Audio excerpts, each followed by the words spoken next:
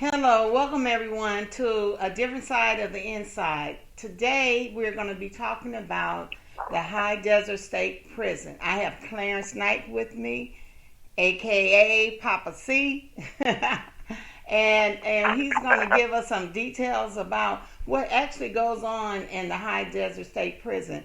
The High Desert State Prison was established in, what was it, 1995? And it occupies about over 2,000 inmates. It has a reputation of corruption concerning, they say, inmates and staff. But we're going to have an insight view as Clarence continues our conversation on what's going on in the prisons. All right, Clarence, here you go. All right, thank you, Deborah. Good morning, listeners. I just want to say thank you for being here to listen. And the topic today is High Desert State Prison, better known as Teledrama State Prison. That's what the inmates term it and dub it as. And it's definitely that. There's so many things that go with the High Desert State Prison that is so different from a lot of the different prisons that they have in California. Number one being that High Desert State Prison, its location is way up in Laston County. Laston County is where the massive peaks are. There's old inactive volcanoes there. But because of the fact that it's so far away, and it's out of proximity for a lot of family members, it's almost like it's not even in California. It's so far up past the Sierras. And,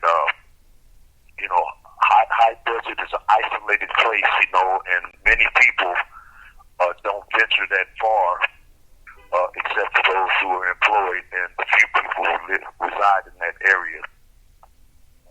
The prison itself is what made their economy is basically just a no man's land. And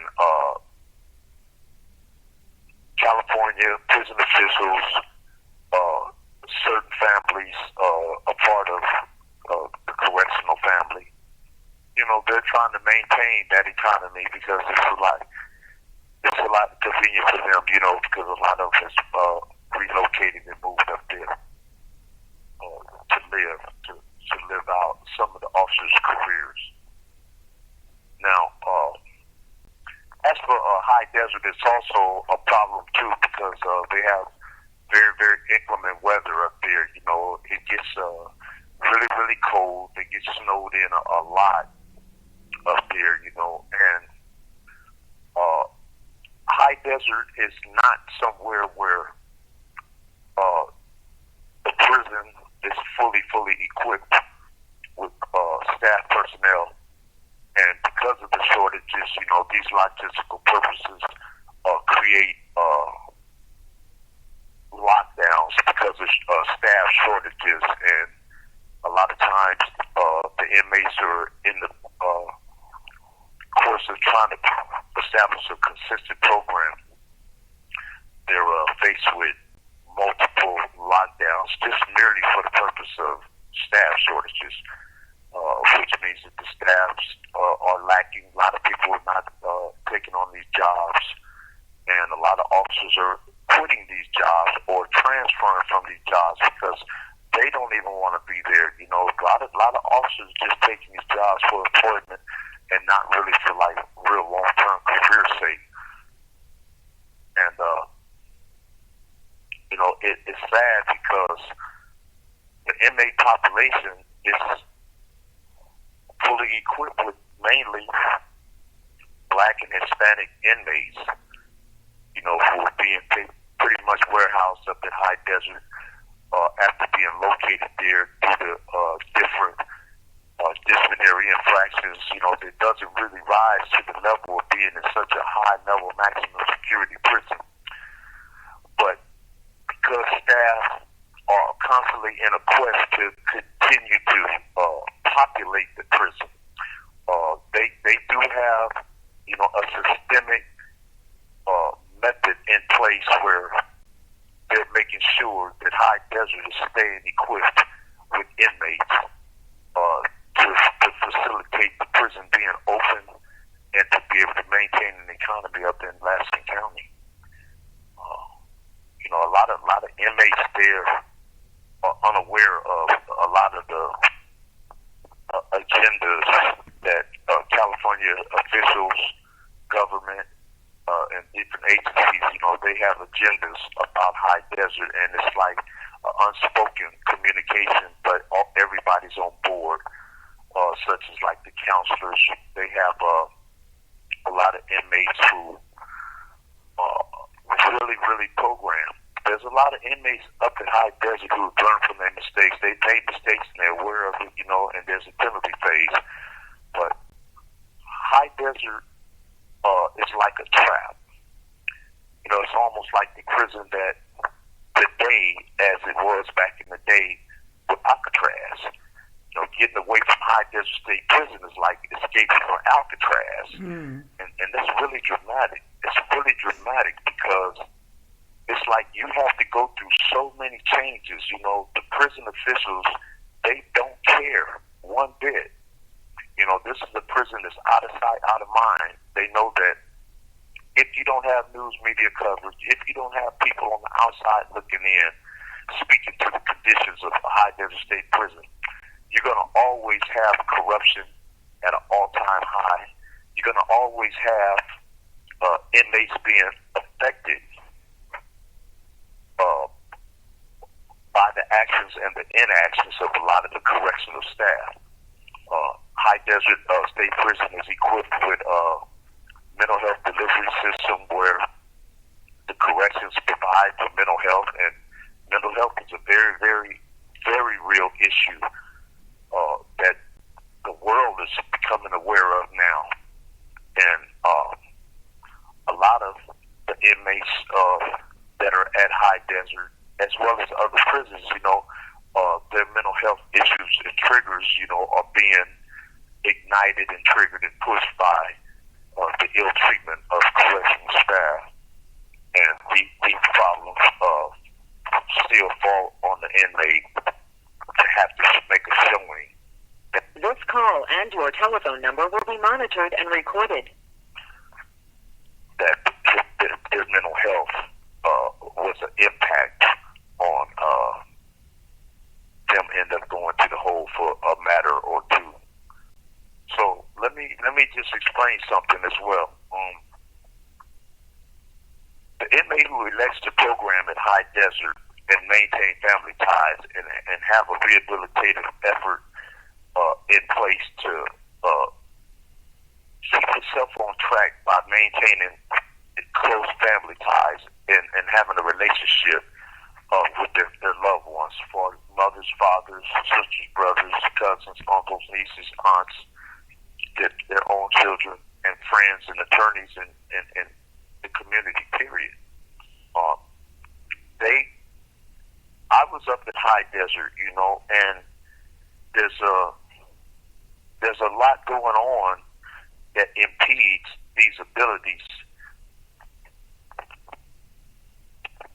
It impedes the ability to consistently program and try to escape from High Desert to a lower level prison, which allows for an inmate to get closer to home, which allows an inmate more programming and bettering his chances on being eligible for release from prison.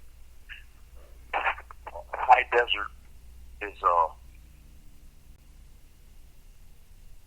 it works contrary to that. You have the correctional counselors there who have systematically devised some kind of program with the CSR, which is the Classification Service Representatives, the people who oversee all classification matters. This call and your telephone number will be monitored and recorded. And they're located in Sacramento. However, they often delegate an individual representative from the Classification Service to be present at High Desert, and these persons usually attend these classification committees, or they sit on the sideline and wait for the actions of the classification committee to determine the fate of the inmate, and then they put their stamp of approval on it, or they reject it. They either endorse it or they defer it. A lot of the recommendations are deferred because this is the system that they have in place that's systemic to the point where it's automatic that you're not going to get a transfer. When inmates approach their counselors at High Desert and say, man, hey, man, I've been here for 4 or 5 years, man. I ain't had no write-ups or nothing. Man, when I'm going to get transferred out of here? The counselors respond, there's no transfers. We're not doing transfers now. And there's no such thing as no transfers, because when you generalize it and you tell the inmate population that there's no transfers, there's no real incentive to successfully and positively program, because you become hopeless and you become trapped. Right. And then you find yourself going through the motions of trying to control your emotions, control your feelings about, where you're at, dealing with that cold weather, living up there in that snow, not really doing good, not really making it to the canteen, not really receiving visits from anyone. The few fortunate people who are able to, this excursion to High Desert is a very, very expensive one, and very few people are able to make that trek. So the inmates who are constantly programming and trying to get out of there, they turn around and they're placed in a situation where whatever goes on with black inmates are all involved. Whatever go on with Hispanic inmates are involved.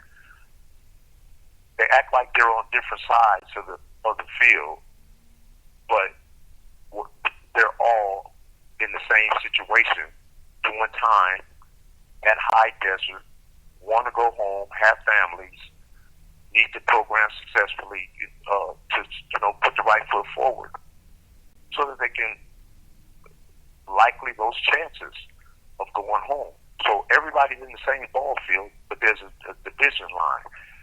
Prison officials play on that.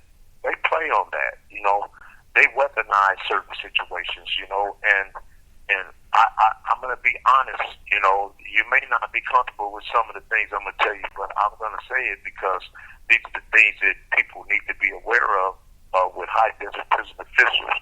But before I get to that, I'm going to just let you know that for the inmate who does clean time, after his placement at High Desert, this extensive punishment where you get a 115, a rules violation report for violating the rules. They give you 6 points. If somebody got hurt, they add another 16 points to it. Then they turn around and the hearing officer is able to assess.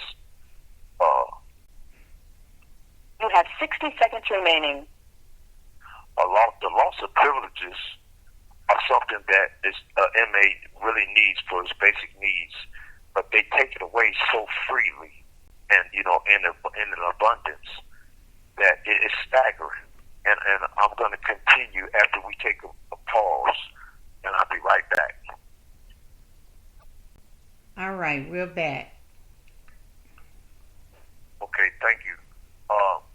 And the things that I was speaking about as far as disciplinary, when the hearing officers impose these punishments and they take inmates' privileges, it becomes so systematic. And I always use the word systematic because it's automatic. It's like a rubber stamp. It's just like there's no real leniency involved in what they're doing, because their agenda calls for the maximal implementation that they could force upon the inmate to keep them, stagnated and in a rebellious state of mind, to keep them there at High Desert. It's like to try to justify everything as if they could blame it on the